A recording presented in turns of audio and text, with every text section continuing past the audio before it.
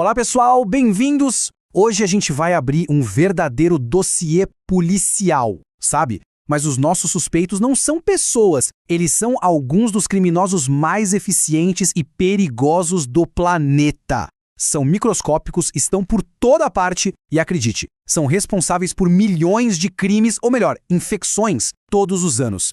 Bora mergulhar de cabeça na ficha criminal dessas bactérias. E a pergunta que eu te faço é essa. Você saberia reconhecer os criminosos mais procurados do mundo microscópico? Pensa bem.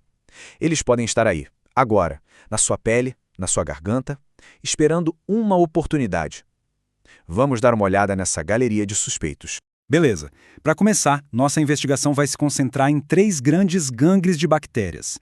São elas que causam uma confusão danada no nosso corpo todos os dias.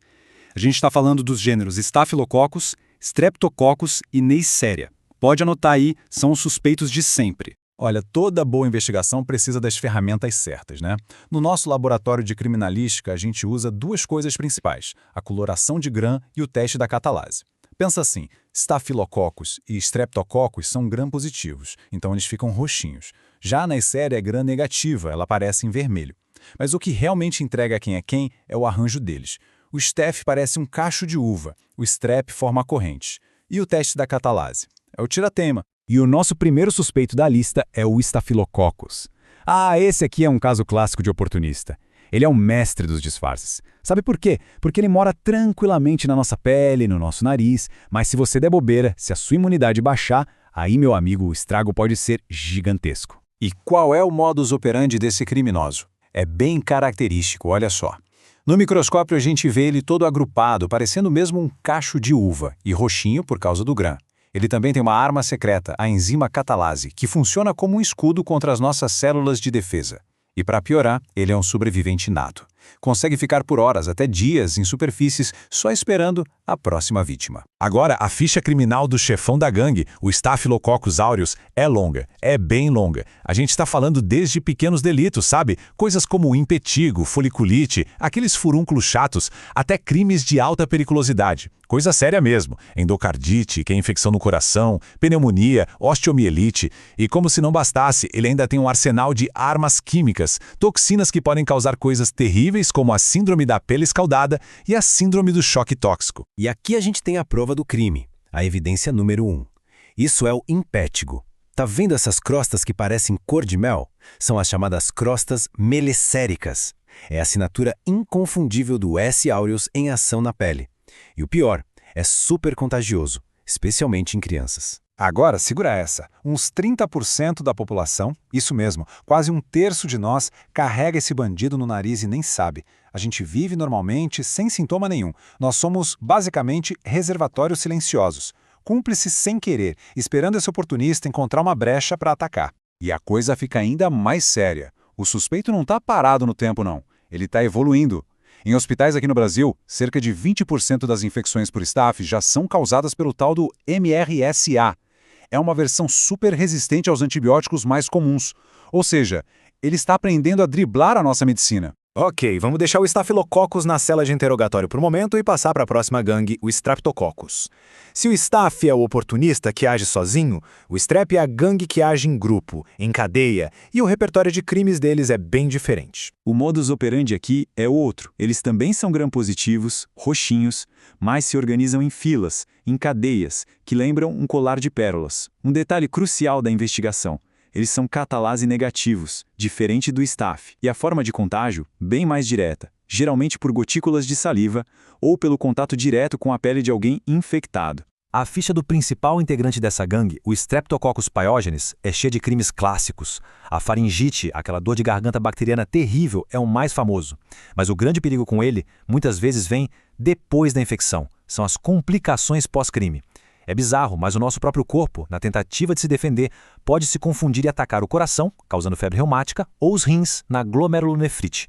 O crime inicial é só o começo. E olha só essa evidência, impossível confundir. É a escarlatina. Uma das toxinas que essa bactéria produz deixa sinais muito claros no corpo. A língua fica toda vermelha, cheia de pontinhos, que a gente chama de língua em framboesa. E a pele fica com uma erupção que parece uma lixa. É literalmente a cena do crime se revelando no corpo da vítima. Tudo bem, chegamos ao nosso último suspeito da lista de hoje, a Neisseria. E essa aqui, gente, é fascinante. Pensa nela como um agente duplo, um gênero de bactéria com duas personalidades criminosas completamente distintas que cometem crimes que não têm nada a ver um com o outro. O perfil dessa agente dupla é bem peculiar. Primeiro, ela é gram-negativa, então aparece vermelhinha no microscópio. Segundo, o arranjo dela é em pares, como se fossem 2 grãozinhos de café colados, são os diplococos. Fora do nosso corpo, ela é super frágil, morre fácil. Mas não se engane por essa aparência delicada. Ela tem uma arma de destruição em massa, uma endotoxina chamada LOS, que provoca uma inflamação violentíssima no corpo. E aqui estão as duas caras desse crime. De um lado, a Neisseria gonorrhoeae. O crime dela, gonorreia, uma infecção sexualmente transmissível. A tática, agir na surdina. A maioria das mulheres nem sente nada, mas as consequências, como a infertilidade, podem ser para a vida toda. Do outro lado, a face brutal, a Neisseria meningitidis, o famoso meningococo. O crime dela é um ataque fulminante, meningite e sepse, que podem matar uma pessoa em 24, 48 horas. Essa imagem aqui é talvez a evidência mais chocante e urgente de todas. Essas manchas roxas na pele, o chamado rash purpúrico, não são uma simples alergia, pessoal. Isso é sangue vazando dos vasos, debaixo da pele. É o sinal de alerta máximo de que a infecção pelo meningococo já se espalhou pelo corpo todo. Quando isso aparece, é uma corrida desesperada contra o relógio. Ok, agora a gente precisa conectar todos esses pontos, porque a maior ameaça hoje não é só o Staphylococcus ou a Neisseria agindo sozinhos. O problema, o verdadeiro perigo, é que todos esses criminosos estão aprendendo a escapar da lei.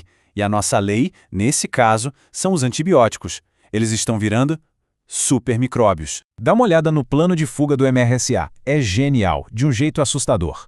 Primeiro, ele rouba um gene, o MECA. Com esse gene, ele constrói uma espécie de parede falsa, uma proteína diferente no seu corpo. Aí, quando o antibiótico, tipo a penicilina, chega para atacar, ele não consegue encontrar o alvo certo. É como tentar abrir uma fechadura com a chave errada. O ataque falha, e a bactéria sobrevive e se multiplica. E não pensem que o Staphylococcus é o único a desenvolver esses truques. A Neisseria está no mesmo caminho. O surgimento de cepas de gonorreia superresistentes que não respondem nem a antibióticos potentes já é uma realidade. Em até 10% dos casos, o tratamento que a gente usa como padrão simplesmente falha. O criminoso escapa. E quando a gente pensa, ok, não pode ficar pior que isso, fica. Porque aí surge o VRSA, é o Staphylococcus aureus resistente à vancomicina. A vancomicina, pessoal, é tipo a nossa tropa de elite dos antibióticos. É um dos últimos recursos que a gente tem para infecções graves. E agora, até ela está falhando. A coisa é muito, muito séria. Então, o que a gente faz? Como a gente luta de volta? Essa é a nossa linha de frente, as nossas armas nessa guerra. A vacinação é de longe a mais poderosa contra o pneumococo e o meningococo. Depois, algo que parece simples, mas é crucial: higiene das mãos. E claro, diagnóstico rápido, sexo seguro e, talvez o mais importante de tudo, o uso inteligente e racional dos antibióticos. E você aí me ouvindo pode ajudar, e muito. As ações são simples, mas o impacto é enorme. Primeiro, lave as mãos, sempre. Segundo, mantenha a sua carteira de vacinação em dia. Terceiro, use preservativo. Quarto, e isso é vital, se o médico te receitar um antibiótico, tome o tratamento inteiro até o fim, mesmo que você já se sinta melhor. E por favor, não peça antibiótico para uma gripe. Não funciona. Gripe é vírus, a história é outra. Então, para fechar, fica essa provocação. A gente está numa corrida armamentista contra seres que evoluem numa velocidade assustadora. A grande questão é a nossa inteligência, a nossa ciência e, mais importante, as nossas atitudes como sociedade.